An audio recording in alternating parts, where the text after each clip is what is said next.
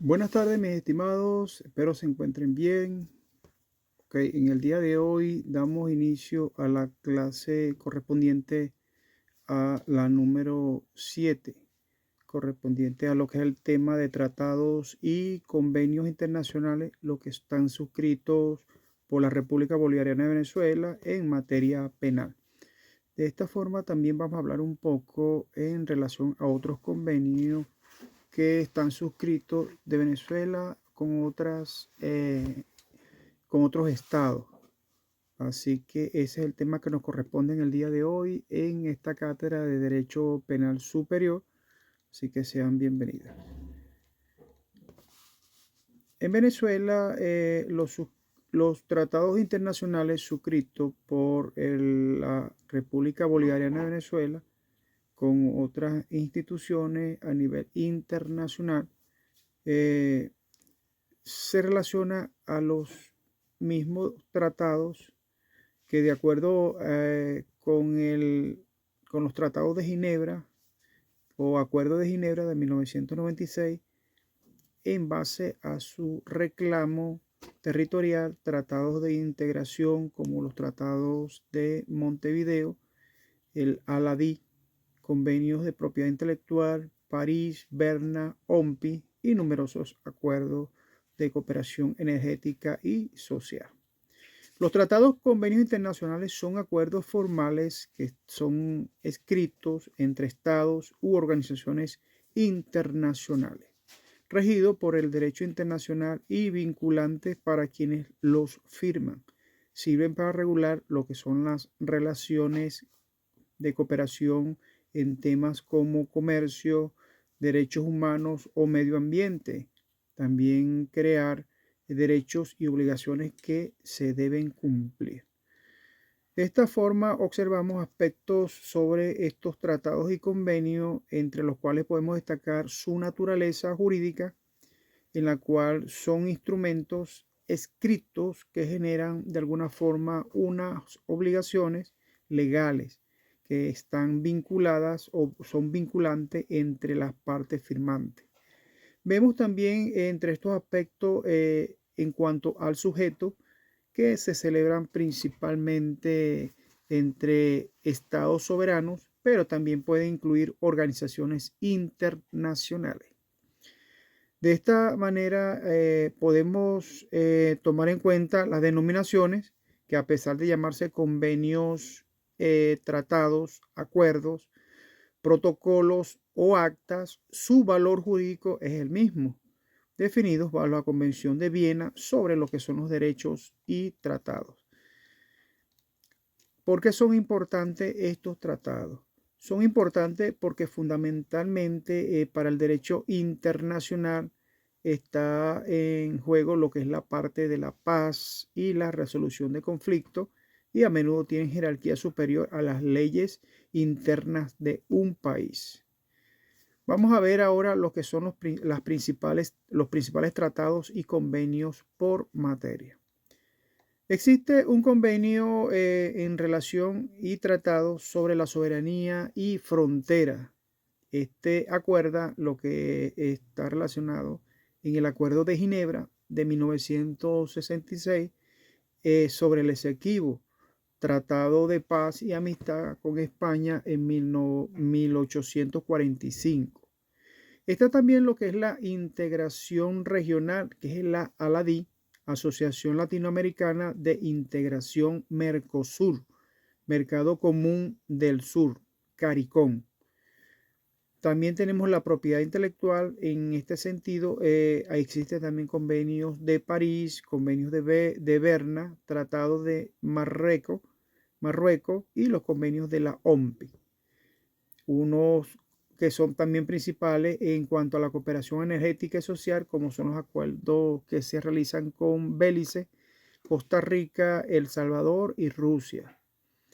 Derechos laborales en Venezuela ha ratificado al menos 54 convenios, un momentico por acá, incluyendo la Organización Internacional del Trabajo, la OTI, incluyendo 8 de los 10 fundamentales. Existe también en este sentido una asistencia judicial en el que se acuerda en materia penal entre Colombia de 1998 y México 1997, por supuesto, con relación a nuestro país. La Constitución de la República Bolivariana de Venezuela establece que estos instrumentos internacionales son base en cuanto a la diplomacia y a su vez ratificados y que forman parte del ordenamiento jurídico nacional. Venezuela ha suscrito diversos tratados y convenciones internacionales en materia penal. Estos acuerdos están enfocados principalmente en la cooperación judicial, la extradición, lo que es la lucha contra el crimen organizado y los derechos humanos, en base a lo que es el Código Orgánico Procesal Penal y el artículo 23 de la Constitución, que destacan acuerdos bilaterales de asistencia mutua y convenios contra tortura y delincuencia. De esta manera vemos los principales tratados y convenciones en el cual podemos destacar la asistencia jurídica mutua y cooperación penal, que son los tratados bilaterales con México en 1997 y la República Dominicana en 1997, así como Paraguay en el 96, que están enfocados en asistencia mutua en materia penal. Vemos en cuanto a estos tratados y convenios internacionales lo que son la parte de extradición. En el país rige la extradición por el Tratado Bolivariano de Extradición y acuerdos bilaterales específicos, ejemplo lo que existen con Cuba, prohibiendo la reextradición sin consentimiento. También existen acuerdos y tratados relacionados a los derechos humanos y penal internacional. En cuanto a la Convención contra la Tortura, otros tratos o penas crueles, inhumanos o degradantes, que fue ratificada en 1991, así como la Convención para la Prevención y la Sanción del Delito de Genocidio y Convención para la Represión de la Trata de Personas. Por supuesto que existen tratados y convenciones en materia de cooperación judicial, en que los convenios contra la delincuencia organizada transnacional, el terrorismo, entre otros. Estos instrumentos tienen entonces jerarquía constitucional según el artículo 23 de nuestra Constitución de la República Bolivariana de Venezuela, siendo el Tribunal Supremo de Justicia la instancia de alguna forma encargada de su interpretación. El Ministerio Público es el órgano encargado de solicitar y ejecutar de alguna forma lo que son los exhortos o cartas rogatorias bajo estos acuerdos. Existen también unas convenciones contra la tortura, otros tratos o penas crueles, inhumanos o degradantes. Esta convención está ratificada por Venezuela de fecha 26 de junio de 1991. Los estados parten en presente convención. Se considera que de conformidad con los principios proclamados en la Carta de las Naciones Unidas, el reconocimiento de los derechos iguales e inalienables de todos los miembros de la familia humana es a base de la libertad, la justicia y la paz en el mundo. Reconociendo que estos derechos emanan, por supuesto, sobre todo en cuanto a la dignidad inherente a la persona humana. Se considera que la obligación que incumbe a los estados en virtud de la Carta, en particular en el artículo 55, de promover lo que es el respeto universal y la observancia de los derechos humanos y libertades fundamentales, teniendo en cuenta que en el artículo 5 de la Declaración Universal de los Derechos Humanos y el artículo 7 del Pacto Internacional de Derechos Políticos y Civiles, que proclaman que nadie será sometido a tortura ni a tratos o penas crueles, inhumanos o degradantes.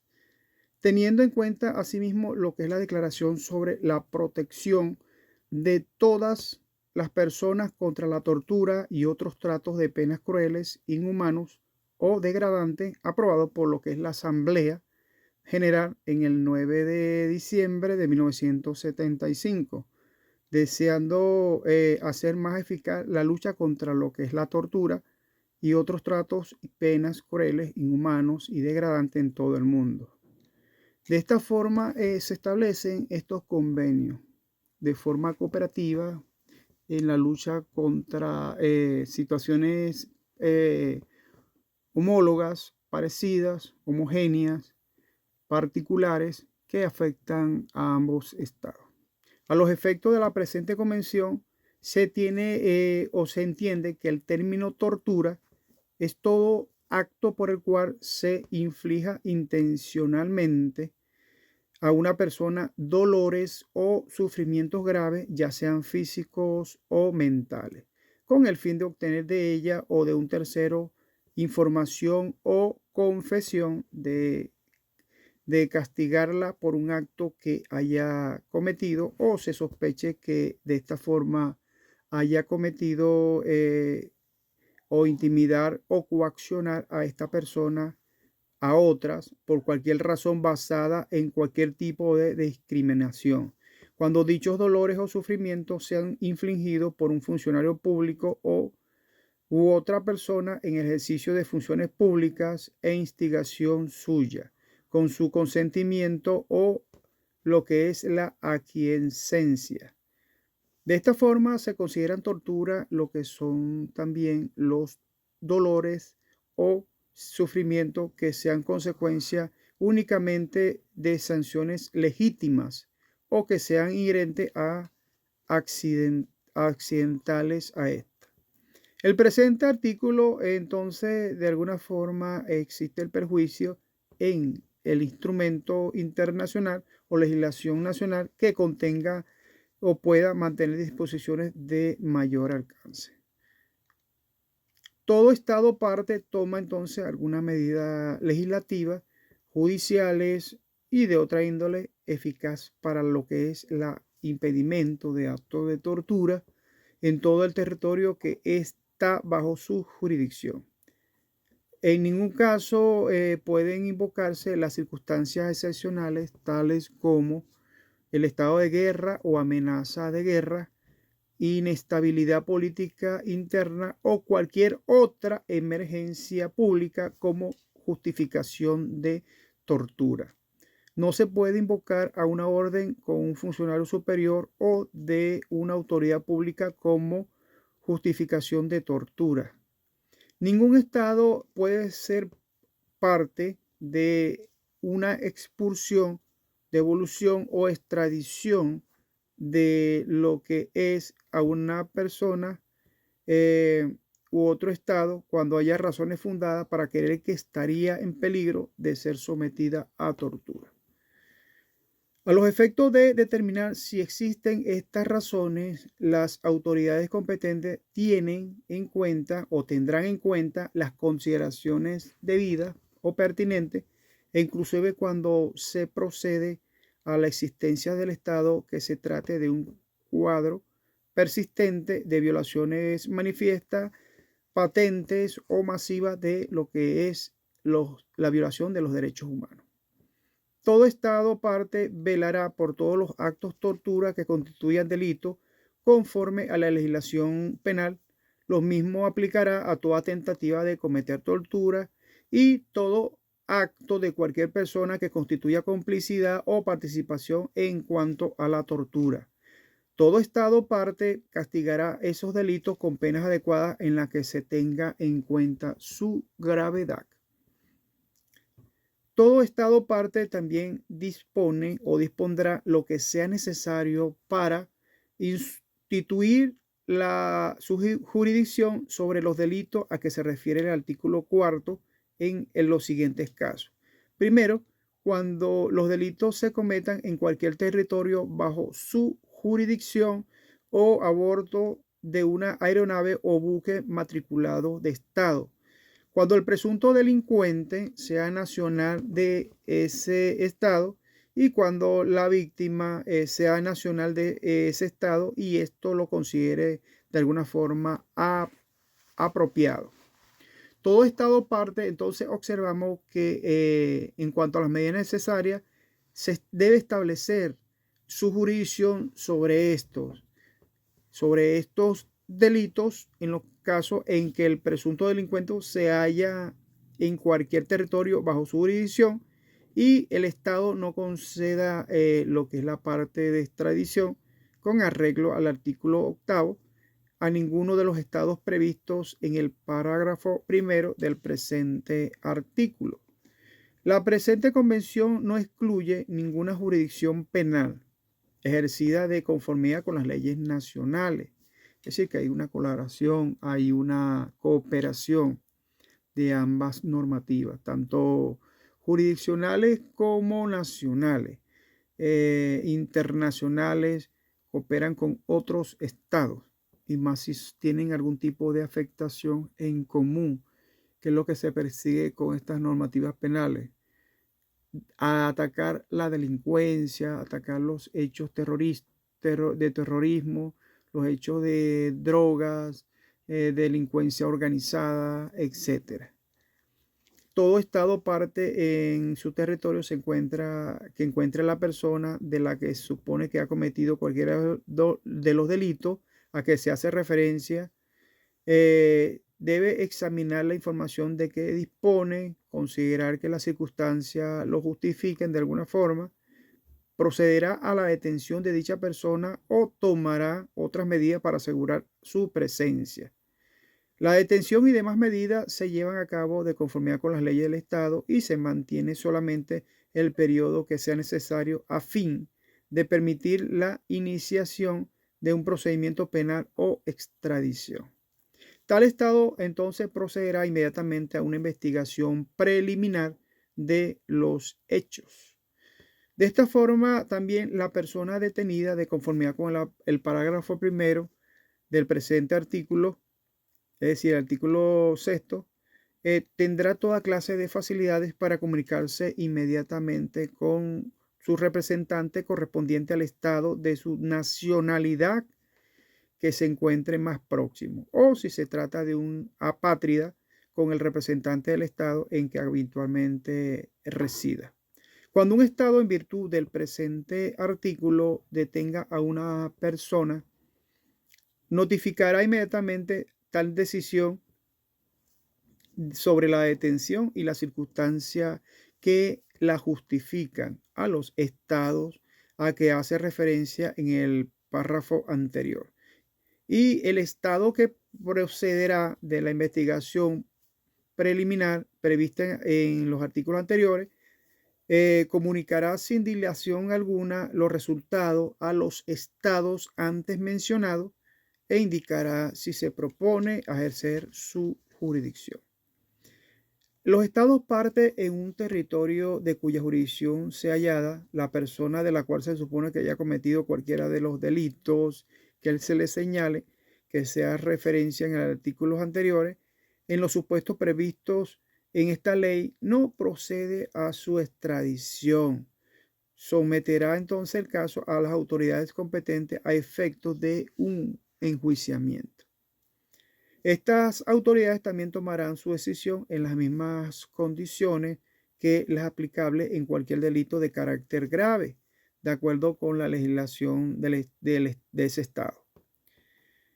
El nivel de las pruebas necesarias para el enjuiciamiento o inculpación no será en todo modo lo que es estricto en el que se aplica los casos previstos en la ley. Toda persona encausada en relación con cualquiera de los delitos que se les ha señalado recibirá garantías de un trato justo en todas las fases del procedimiento. Es decir, que se velará por el debido proceso, ¿no? De esta forma, los delitos que se refieren se considerarán incluidos en los delitos que dan lugar a la extradición en todo tratado de extradición celebrado entre estados partes. Los estados partes se comprometen a incluir a dichos delitos como casos de extradición todo tratado de extradición que celebren entre sí en un futuro de estos estados. Estados involucrados, estados partes. Los estados partes no se subordinan a lo que es la extradición, a la existencia de un tratado y reconocerán dichos delitos como caso de extradición de ellos, a reserva de las condiciones exigidas por el derecho del estado requerido.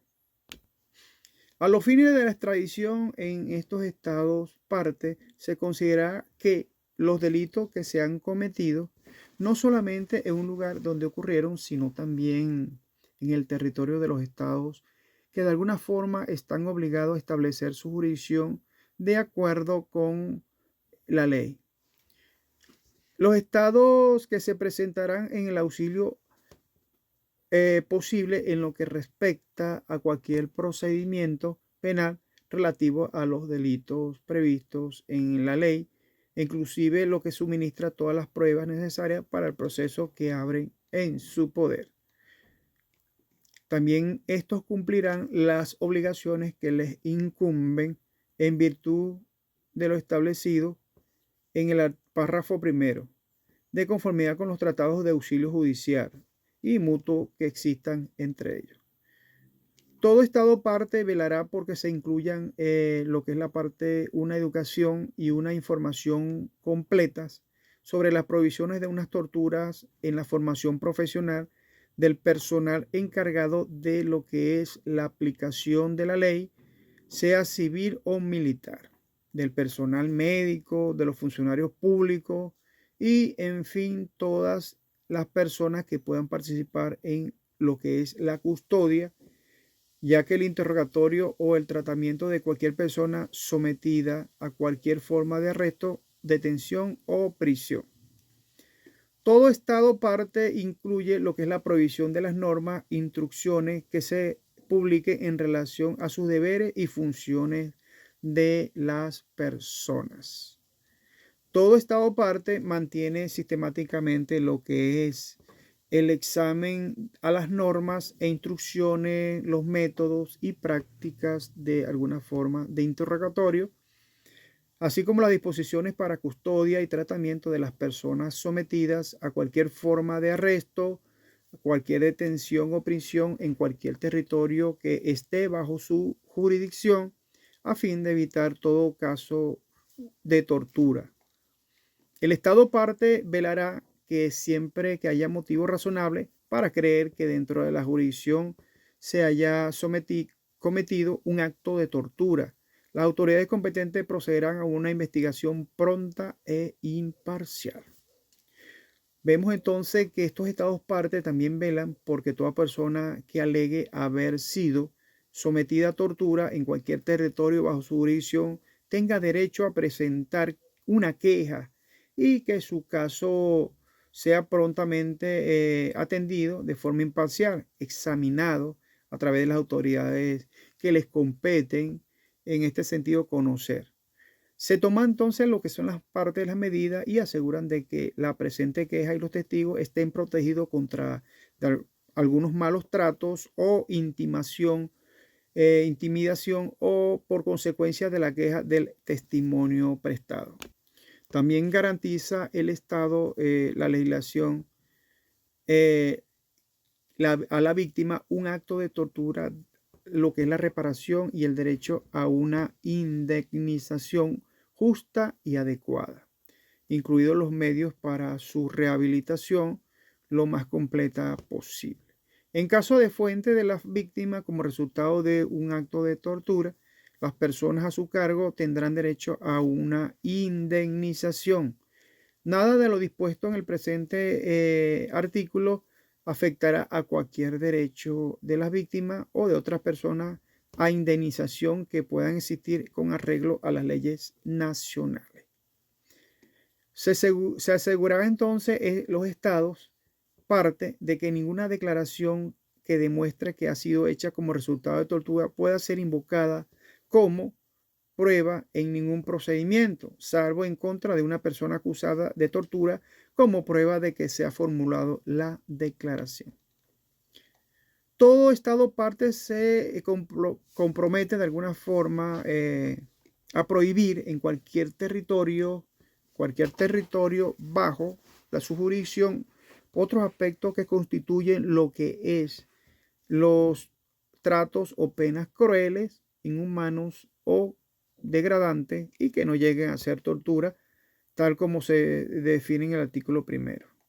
Que cuando esos actos sean cometidos por un funcionario público u otras personas que actúen en el ejercicio de sus funciones oficiales o por instigación o con el consentimiento por algún funcionario o persona.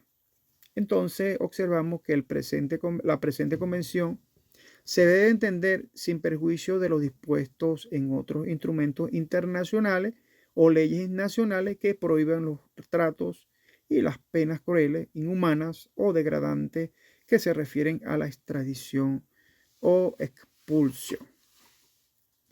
Se constituye en este sentido un comité contra lo que es la parte de la tortura, denominado en lo que sigue el comité, cuando se desempeñan las funciones que se señalarán más adelante, y que el comité está compuesto por 10 expertos de gran integridad moral y reconocida competencia en materia de derechos humanos que ejercen sus funciones a título personal. Existen también unos expertos que son elegidos por estos estados partes, teniendo en cuenta lo que es la distribución geográfica equitativa y la utilidad de la participación de algunas personas que tengan experiencia jurídica.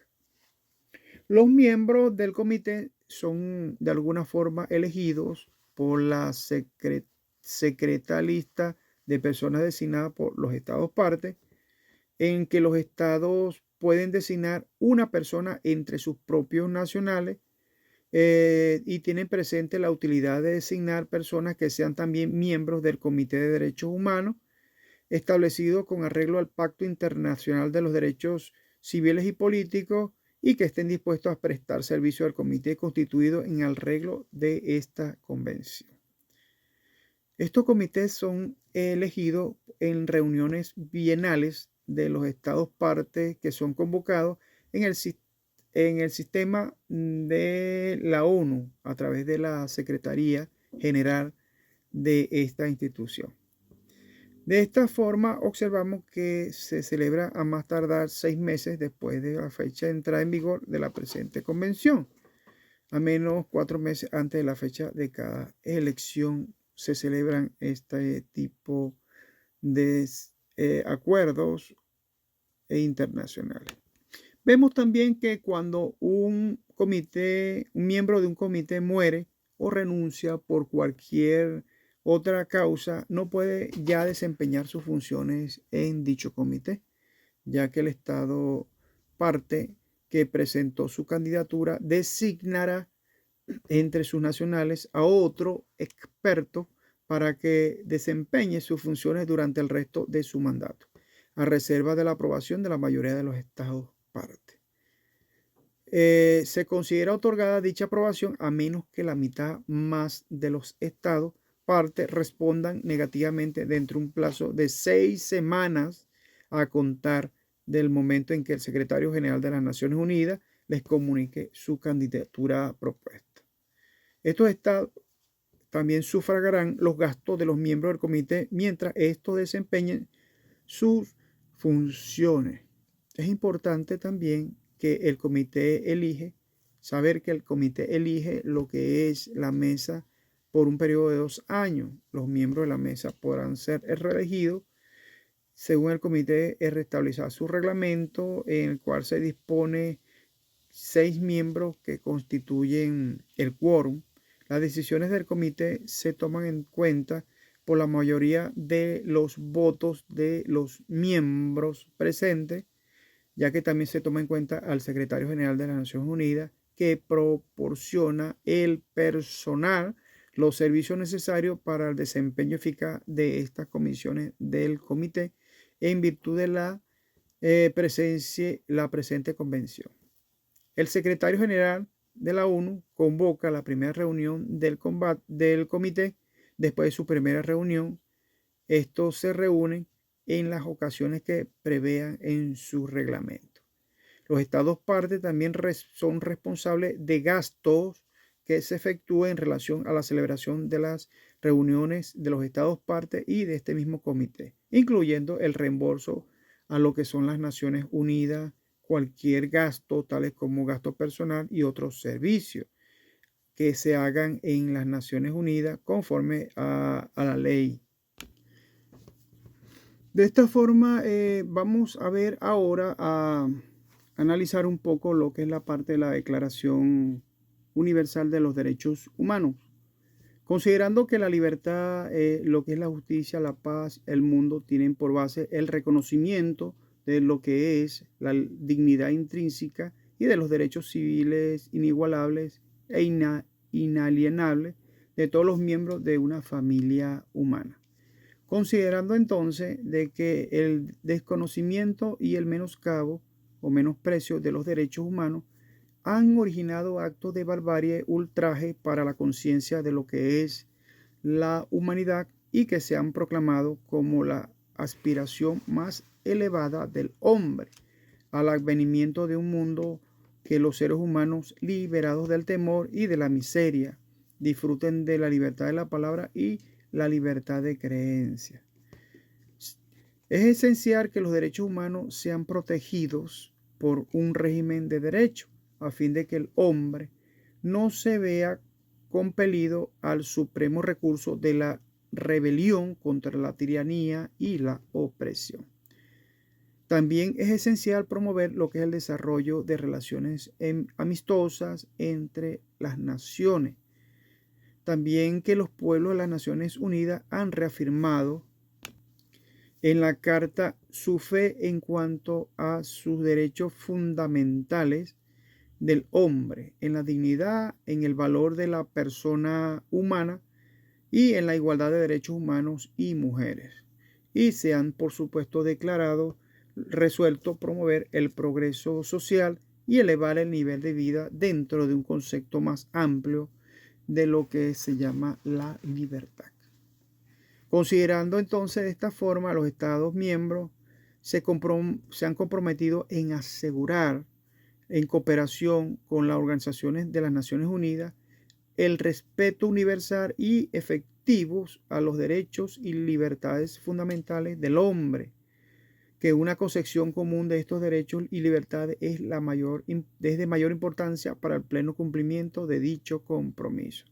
Fíjense que hay una serie de compromisos, de obligaciones, de deberes, en los cuales se deben cumplir en cada uno de estos tratados o convenios internacionales que se suscribieron a raíz de la Declaración Universal de los Derechos Humanos, y también lo que es la parte de los acuerdos en cuanto a la trata de personas, a lo que son los acuerdos de tráficos de droga, de lo que es la parte del terrorismo, corrupción, entre otros aspectos que son importantes. De esta forma, existe una Asamblea General que proclama esta Declaración de los Derechos Universales o de Derechos Humanos como ideal común de que todos los pueblos y naciones deben esforzarse a fin de que tanto individuos como las instituciones aspirándose a hacer constantemente en ella y que promueva mediante la enseñanza, mediante la educación y con respecto a los derechos y libertades, asegurar las medidas progresivas de carácter nacional e internacional, así como su reconocimiento y aplicaciones universales efectivos, tanto en otros pueblos de los Estados miembros como en los territorios colocados bajo su jurisdicción. De esta forma podemos observar que la norma nos establece que todos nacemos libres, con derechos, libertades y sin distinción de ningún tipo de restricciones, ¿no? Y por supuesto a conciencia de cada persona. Además, se hace una distinción en cuanto a la condición política, en cuanto a la condición jurídica o internacional del país o territorio de cuya jurisdicción dependa una persona. tanto que si se trata de un país independiente, como en un territorio bajo administración fiduciaria, no autónomo o sometido a cualquier otra limitación de algún tipo de soberanía, ya que todo individuo tiene derecho a la vida, tiene derecho a la libertad y a la seguridad de su persona. Nadie está sometido a la esclavitud, ni a la servidumbre, a la esclavitud, ni trata de esclavos, y están prohibidas en todas sus formas. Recuerde que la esclavitud fue abolida acá de hace muchos años y por supuesto somos un país libre, aquí no hay esclavos de ninguna naturaleza. A nivel mundial también se ha abolido mucho la esclavitud y así hasta la fecha de hoy. Nadie está sometido a torturas o no será sometido a torturas ni a penas o tratos crueles, inhumanos o degradantes. Todo ser humano tiene derecho en partes al reconocimiento de su personalidad jurídica también, ya que todos son iguales ante la ley y tienen una distinción de derecho, al igual que la protección de la ley. El derecho en cuanto a la parte de su protección de discriminación, que de alguna forma infrinja esta declaración y contra toda provocación a la discriminación en sí. Tienen derecho a un recurso efectivo ante los tribunales nacionales competentes que imparten contra actos o violen contra derechos fundamentales reconocidos por la Constitución y la ley. Nadie puede ser arbitrariamente detenido, preso ni desterrado. Fíjese que todo este comentario que estamos realizando acá, toda esta clase está relacionada a lo que es la parte, también tiene mucho que ver estos tratados con lo que es la parte del debido proceso, los derechos humanos, porque fíjense que lo que es la parte del derecho penal, que es el órgano, la parte superior, ¿no? Es como la instancia superior en la cual un ser humano puede acudir para tratar de solventar una situación.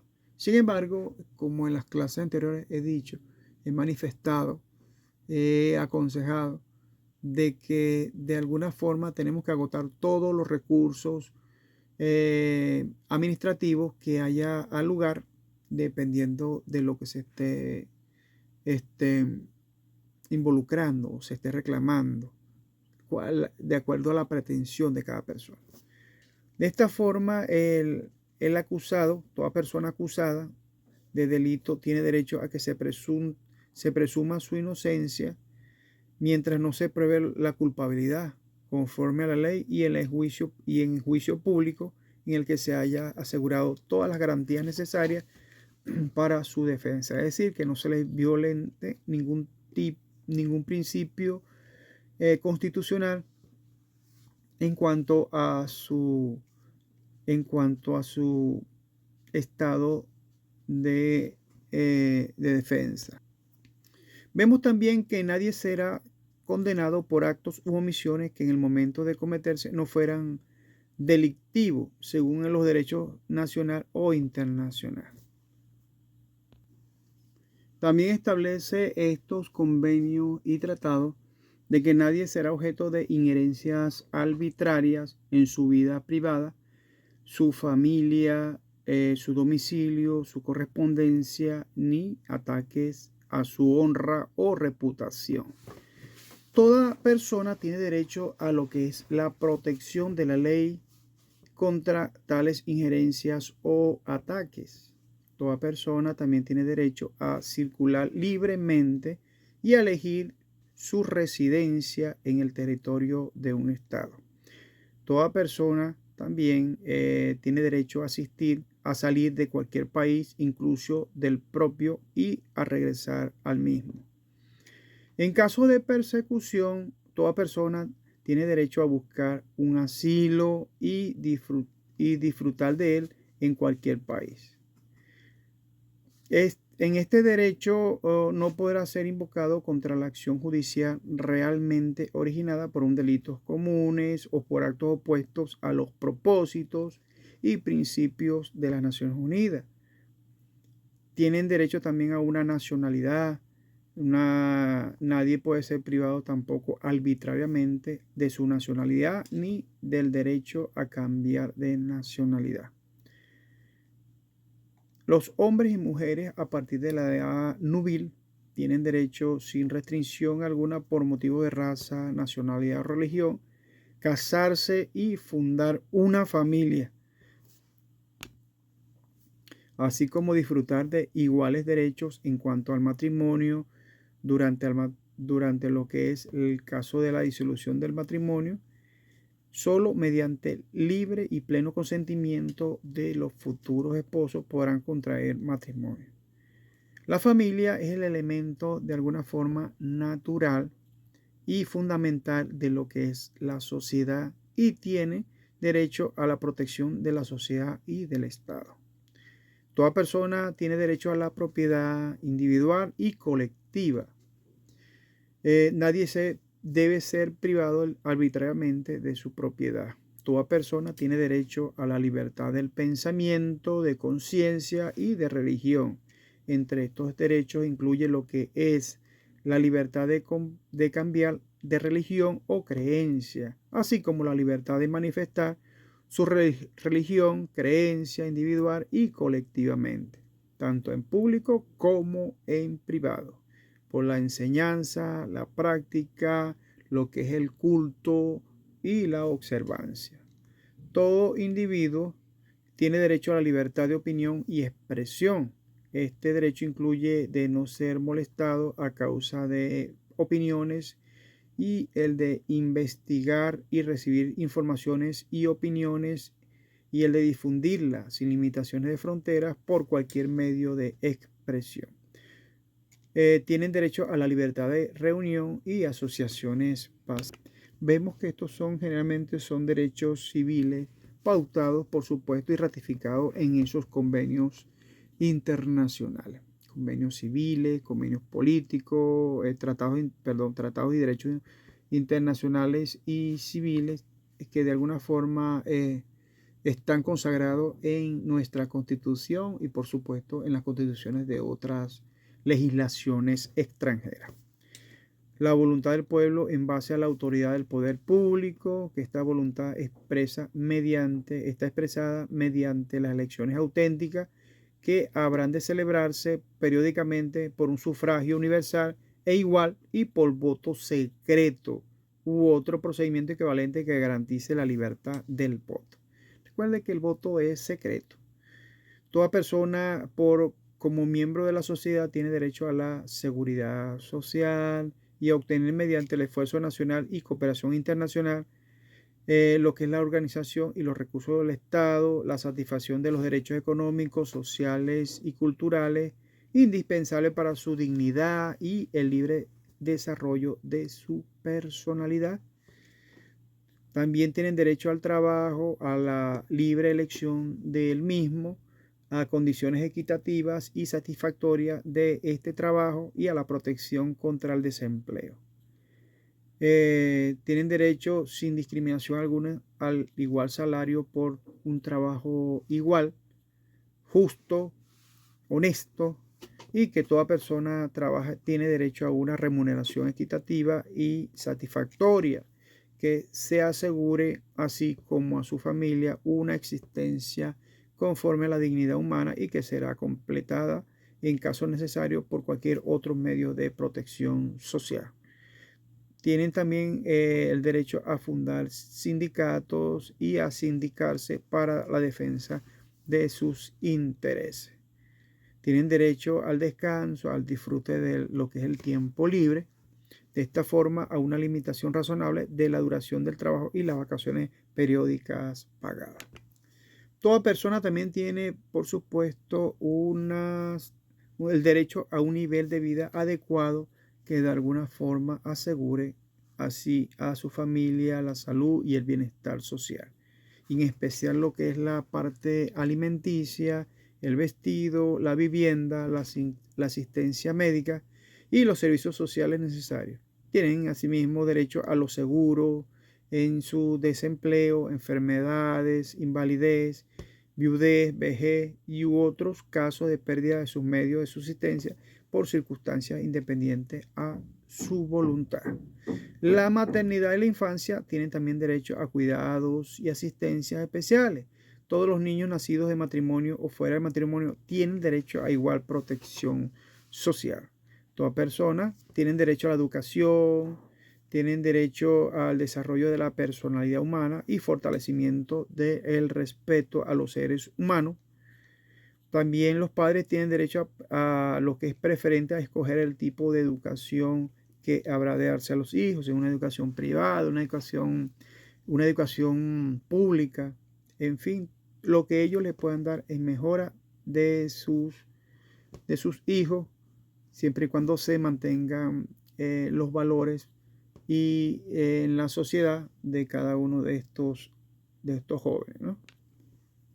Bueno, ya analizando todos estos aspectos en cuanto a lo que nos contempla la Constitución de la República Bolivariana de Venezuela y los tratados internacionales sobre todos estos acuerdos y que realmente es una protección para todos y cada uno de los venezolanos y todo ser humano.